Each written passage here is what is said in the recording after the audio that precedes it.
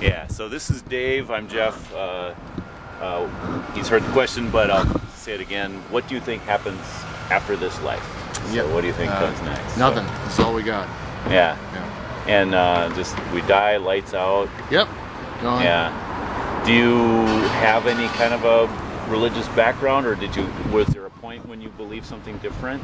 Yeah, well, my family was raised Roman Catholic, so I went to church, eventually twice a year sort of thing. Yeah. Moved away from home. Easter, Christmas and Easter. Right, exactly. And then, just there's too much information just that doesn't make sense about religion. Contradicting information or something. Yeah. As a kid, read through the Bible. It seemed very fantasy. I don't understand why the Bible gets a pass on the outrageous claims it has versus like Lord of the Rings or something like that. Why is that real versus talking snakes in the Bible sort of thing? It didn't add up over time. And then just with the way that religion treats people and contradicts itself with helping people versus hurting people. Plus two, it's like, what's to say one religion is more correct over the other one, right? Right. So there are thousands of gods worshipped over time. Sounds like a combination of things. Would you say you ever believed in God or a higher power? Or? Yeah, I mean when I was a kid. Yeah. But I also believed in Santa Claus and the Easter Bunny. Yeah. And, that's true. That sort of thing, right? Did you go to like confirmation class? I did. Yep. All the way. I was confirmed. Went to communion. Catechism, I guess you call it. Yeah, the whole thing. Yeah. And at what point would you say you stopped believing? Would it be like the criticism of the Bible led to not believing in God, or the other way around? No, I mean it wasn't. I don't come from a place where it was a lack of knowledge of my religion. That, so it wasn't like a decision from an ignorance or anything like that. It's just like when I started hitting my 20s, things weren't making sense. The prevalence of all the science against the timeline of the creation of the earth, that sort of thing. What we know scientifically does not line up to what is claimed religiously, I guess you can say. Yeah. Do you feel like so it sounds like you do have that kind of like a basic grounding in what Christianity teaches. Sure. So the idea that there's a God that holds us morally accountable, and that we'll be judged. There's a judgment day, and if that was true, I believe it is. So, but I was trying to put it in terms of like being open-minded. If it's true, and you were to die and you wake up and find that yes, you are being judged and you're standing before the throne and God is judging and heaven and hell are at stake, like what do you think would happen? Where would you end up? Well, from what I know, you have to accept this religion into your heart in order to go through the gates of heaven, so I'd be cast to hell, but on one side, it's a beautiful idea. I would love that there's something after this, that there's more to this than what we live on the short time on earth, but it doesn't make sense. I don't see it happening, and I understand that the day of judgment comes and I'm standing in front of pearly gates, I'd be like, oh crap, I'm wrong, but I'd be happy for the people that could pass through even if I was wrong. So do you think it's so would you say that it's, from your understanding, it's based on whether you have kind of like accepted that personally? Well, depends on what sect of religion you're talking about. Some are so rigid where like if you accept Jesus into your heart at the last minute, you're good to go. You got your ticket punched and you're going to heaven, but I just believe lead a good life. If there's something at the end and whoever's there is righteous enough to see that, then so be it. But like if that's the case where you have to bend your knee to a specific religion before the time of judgment, then that's probably not a religion I would want to be part of anyway. So what I'm hearing is kind of like it doesn't sound fair, like that, and you brought up like other religions. Obviously there's people around the world that have never heard of Christianity, so how could they accept Christ, So but if it's based on something else, then and I don't know if you've considered this. So for example, anyway, it sounds like you would believe that you're a good person. Sure. So like generally good. I mean, who doesn't though? Yeah. Well, that's what I find. So let me. I'm going to ask you just a couple questions, and Sure. pretty sure you'll come up with the same answer as most people. How many lies do you think you've told in your life? How many lies? Yeah. Oh, a significant number. Yeah. Yeah. So I mean, again, that's everybody. Yeah. Like you mentioned a point too. Like fairness isn't based on this. Nothing is fair. That's just not how the world works, right? Right. Religion wouldn't be fair. Life wouldn't be fair. Yeah. But like I said, this is all we have. So making the most of the time that we got is probably the most important thing you can do. Yeah. Like not banking on something happening when you die. Like why are you going to wait till the afterlife to start living? Like why wait till retirement to start going on vacation? Yeah. Sort of thing? Yeah. Just take advantage of the time you've got. Be good Make the most of it. Yeah. Be good to people. Lead a good life. And if it ends, it ends. I guess the point I'm making with these questions, good person test, is even though you seem like a nice person, you're open to even talking to me. That's like a lot of people aren't. Yeah. I'm not saying they're not nice. Usually they're busy or something like that. Things are going on. But what do you think would be the standard by which you are nice? Or good, I guess we'll say. Would you be? Would it be comparing yourselves to other people or some other kind of standard? I mean, my judgment of my own good behavior or ethics is just localized to me, right? Yeah. Like I said, nobody sets out to do the wrong thing. People do things that they think are for the good of others, and they may be harmful to others. Right? Yeah. So like after I was 20 years old, I enlisted and I went and there was Iraq and Afghanistan. We were fighting people of different religions and things like that, and just like they thought they were doing everything right. We thought we were doing everything right, and the end result was a bunch of dead people. So like who was the good person there? Probably none of us. So I'm guessing that when you bring that up, that there's a lot more to your rejection of Christianity. Like I went to Egypt and I just saw all the different Muslim people, actually soldiers in these tents, and I just thought most of them probably have no idea what Christianity is all about. And, it affected me. I'll never forget that. Muslims stem from the same place as the Christians. It's the same gods practically. It's just a difference in prophets. Yeah. But you see religions all around the world, like Hindu and Taoism and things out east, and Muslims and wherever, and like probably hundreds of gods and religions we've never even heard of. Have their own moral standards and all that. Like religion will introduce conflict. Just because of that, which is problematic in my opinion. If we were all atheists, I think we would be arguing over one less thing. It probably. Yeah. Here's something that ties this all together, atheists included. Sure. Is that so? From my Christian perspective, is that from the Bible's perspective, is that everybody has a moral sense of right and wrong. Yep. Whether or not like we might disagree. Like one religion might say you can have several wives, and another one say you can only have one. But they all say don't just go and sleep with whatever woman you want. That sort of thing. Like we have moral standards, and there's a moral compass. So there's a true north, no matter what culture or where you're coming from. You might have different perspectives on it, but you still have this idea that there's some kind of standards out there. And the problem that we all face, no matter what religion is we don't follow our own standard. We can't follow our own sense of right and wrong. Sure. So you and I'm pretty sure.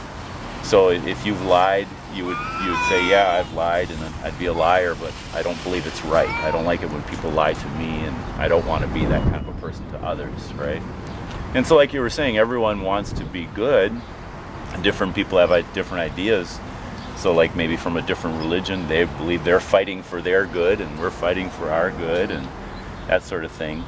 So other questions that, So I guess what I'm getting at is I would base, and Christianity would base our goodness not on are we better than the next guy or how do we do compared to others, but how do we do compared to a moral standard. And in Christianity, one would be the Ten Commandments. Have we told lies? Have we ever stolen? I know I have, I'd be a thief, you know. Yeah. I knew it was wrong, but yet I did it. Same for you. Times when you've taken something didn't belong to you. Yeah, I mean, that's everything, though. Yeah. I mean, what if you steal to feed yourself because you're too poor, you know, or you've got a family to feed? Yeah. Or what if you lie to spare somebody's feelings? You know? Yeah. It's a lot more complicated. Would you say that all the things, you know, all the lies you've told have been for those reasons? Majority of them, yes. Yeah, for justifiable reasons. Yeah. Like, Yeah. You know, But not all of to them? help somebody to spare a feeling. But yeah, sometimes it would be from the church, you know. Yeah. That happens. Have you- Oh, okay. I was going to take that for you. Thank you. Thank you. But, yeah, so You know? yeah. And that's the problem is yes, we're human and we're made, the Bible says we're made in God's image, so we were made to be better than we are, and yet we rebel against that and we go our own way and do our own thing, and we lie, we you know, steal. The Bible says don't even, you know, it says don't commit adultery, don't have sex outside of marriage, but then Jesus came along and said don't even look with lust. If you've done that, you've committed adultery in your heart. Sure. Or he said, you know, it's wrong to murder, but don't even have anger in your heart and call your brother a fool. You know, if you do that, you're in danger of the fire of hell.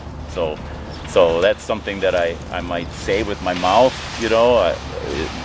The adultery might be something I think with my mind, but I'm still going against God's standard.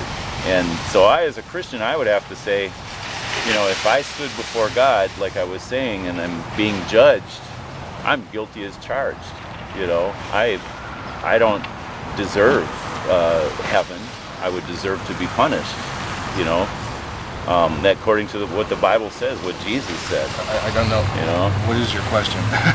so how would you do by that standard? You know, not the standard of am I a nice guy? Do I try to treat others nice? Well, I mean, you kind of answered it like, you know, claiming that we were made in God's image, but then we were genetically dispositioned to mate, be angry, be territorial, just like, you know, animals in the wild. You know, you bump into a lion, if you're in the wrong place, it'll maul the hell out of you. It's not the lion's fault, he's a lion. Yeah. You know, you're in the wrong place. So why would you go to a God that designed you to be angry, to be, you know, to reproduce, to do these things? You come with, you know, body parts and things that do things, and you use it that way, and all of a sudden it's your fault. Yeah. It doesn't make any sense. Yeah. So, like, it contradicts itself by saying we were made in God's image. Is God this angry? Is God this, you know, lusty or whatever? You know? Yeah. Well, I think so. So, on the one hand, we're made to act in a way that is pleasing to God, but on the other hand, we go our own way and we make our own wrong moral choices. So am I an animal? No, because I'm made in God's image. It doesn't say that about any other animals, you know. So we would be different. I think maybe by your perspective, you would say, yeah, we're just like a product of evolutionary biology. Oh, yeah, of course. And no different than other animals, maybe smarter, you know, that Yeah. sort of thing. So that would be, you know, like a major question, a difference, you know, am I more than an animal, or am I just an animal acting out my instincts, you know? So what makes humans design in the likeness and image of God, but like a horse, not? Yeah, I mean, basically, it would be God Yeah. that made us and said that we're different or special. So And then, like, in the vastness of the universe, life has got to be somewhere else that we do that too. well, I And what can't. if we bump into other intelligent beings that look different, act different, are different? Yeah. How do we reconcile something like that? Well, I would reconcile it once it happens. It hasn't happened yet. No? Well, it's inevitable, you know? Yeah, I tend to believe it's not, but Yeah. you know, it's a huge universe. The more, It's immeasurably huge. Yeah. It's practically infinite from what we know. But Yeah. we have not seen the bounds and the limits of the universe. Yeah. So, on an infinite timeline, how many times will things happen? yeah. An So infinite number the of more times. the more I realize how big the universe is, the more I realize what a great God there is that made it all. You know, But So how do you guys reconcile the math?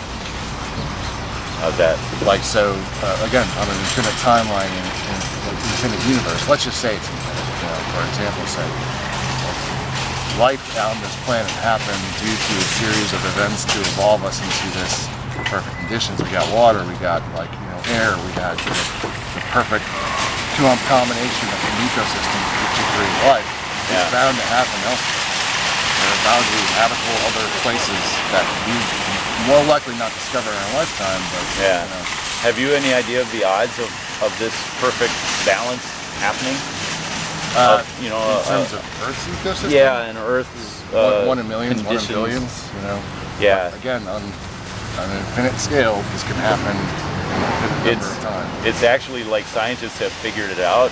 Sure. Looked at it.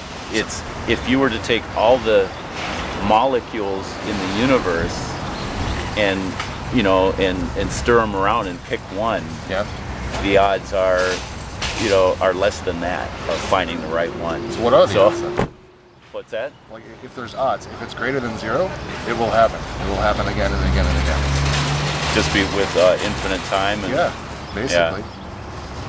Yeah. I mean, another way of looking at it I've heard is, people, if you were to take a watch and take all the parts apart and stir them around and expect them, and shake it up and then expect for the watch to be there, working and functioning. I mean, would you say there's ever a point when something the odds can be so great that it just can't ever happen? Or what you're saying is, yes, given infinite time, no, anything can happen. Yeah, that's kind of your position. There's scientific laws to the universe that are unbreakable, Yeah. It's funny you asked that question. Religion is the answer for that for me. The odds of that being correct are just astronomically low, practically zero. Yeah. I think, Dave, a lot of your skepticism comes from just the idea that God doesn't exist or can't exist. Would you want God to exist? Would you? No. Yeah. No. So you've heard of the term confirmation bias, I'm sure. Yeah, sure. Yeah, absolutely. So the whole idea, like, you only look at evidence that supports what you want to believe rather than what you don't. I'll admit, I want God to exist, Yes.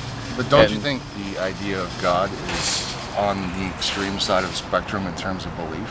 I actually find it harder to believe that nothing created everything than something created everything. Oh, something created everything. Everything created everything. Yeah, I mean, or even that everything created itself. I gotta believe that there's a higher power. I can't get beyond that, just because of the tremendous odds and the idea that, man, we create things. We don't create things. We make things out of what already exists. Yeah. But you have a mom and a dad. Yeah. Your mom and dad. You have great grandparents. But eventually, the further back in your family line you go, it'll get fuzzy. You'll lose perspective. There are people in your family tree you don't even know exist, right? Yeah. But that's not God. That's just people you don't know, haven't met yet, haven't researched, haven't found. Right. What are the odds of one of them being like Zeus or a benevolent god or the sun or something like that? Probably pretty slim, right? In your perspective, right? Yeah. I don't think that's going to happen. I have no reason to believe that they would be. And that's my perspective. I know it's a very localized perspective, but you go back further and further and further, we keep finding all of these steps to our creation, going back to when Earth was uninhabited and things were colliding with it. We have all this information about that. We have trees carbon dated older than the process of books or humankind or anything like that. We've dated these things. We've measured a distance in the universe that greatly exceeds the creation of Earth. But we say God created sunshine. We have stars at a distance longer than the light would travel to get to Earth for this to happen. How does that make any sense? Just again, if you boil this down not to belief or confirmation bias, just simple math, it doesn't check out. So I used to think that way. Even as a Christian, it was like, how do I answer these kind of questions? What do I think about all this, right? Yeah. And one of the things that bothered me was the earth is, to me, it was like, it's obviously very old, and yet the Bible makes it look like God made it all in a mature state. So in other words, he didn't just, he didn't bring it through all those processes like you're talking about. He didn't like plant, he didn't make seeds and then plant them and then wait for the trees to grow. It's like he made the trees, and he made mature animals, and he made Adam and Eve, in a mature state. And it's like, that doesn't jive with, with what scientists are telling me, right? Yeah, of course. So, to be honest, I have to say, okay, do I believe God or do I believe scientists? And here's why I would believe God, is that if there was a scientist in the Garden of Eden, I like to try to reduce things down. Sure. Let's say there was a scientist in the Garden of Eden, and God said, yeah, look at this garden, I just made it, last week or whatever. It doesn't really say how long it existed before the fall, but I just made it, several weeks ago. And the scientist, chops a tree down, and he sees growth rings in it, and it's like, God, you're deceiving me. This tree is obviously 40 years old. There's 40 growth rings in it, right? Well, is God really deceiving him, or is he telling him the truth if he honestly did make it in a mature state the week before, if that makes sense? So it's like, okay, I could say the world is really it's really old and God is lying to me, or I could say God is telling the truth. And would God be beyond, or would that be beyond God? Would that be too big of a feat for God to do? So let's say in this situation, like that was 100% the case. Then how do you reconcile every tree currently on Earth not measuring up to that standard? As far as we've seen them grow, the growth rings of every tree. We've never observed a tree spontaneously come into poof, I'm now a whole tree. Well, that would be something he did in the beginning, but then he started the process. So even like evolution, we know that adaptation happens. But we've looked at trees. This is why rings are in trees, because of this growth process. So then the question is, well, so why? It's as a result of that growth process that the rings are generated. Yeah. So if God generated a tree, it'd be like saying, did Adam have a belly button? Yeah. If God made him, in a mature state, he wouldn't even have a belly button, But I believe, I know God gave everything the appearance of age or maturity. And it may be even for purposes like all the geographic processes, we can go by scientific theories of plate tectonics and all the different things to find oil, for example, in certain places according to our theories. Which oil is plant and biological material compressed over millions of years to create oil that drive our cars. Again, so it would be the same reasons that there's growth rings in trees would be the same reasons God made the rest of the world old. So, now let me say this. As a Christian, I do believe, I have no problem with the Bible, being true in what it says. Yeah. But a lot of people are Christians that don't believe that, and that's their way of looking at the Bible. So I'm not saying it's a necessary prerequisite for Christianity. I think God made it that way, but I have no problem believing that God is that big, that he could make everything in a mature state. I look at the stars at night, and I'm well aware that those stars, that light has taken, billions of years to get here. But I'm also well aware that God could make a star and make the light streaming and arriving here all at the same time. And that, if God can make this vast universe the way it is, I have no problem that God could make it in a mature state. So that's it doesn't prove anything. It's something I got to go by faith. But sorry, I gotta jump. Let you go. Yep. Yeah. Well, I appreciate it. I'll give you my information.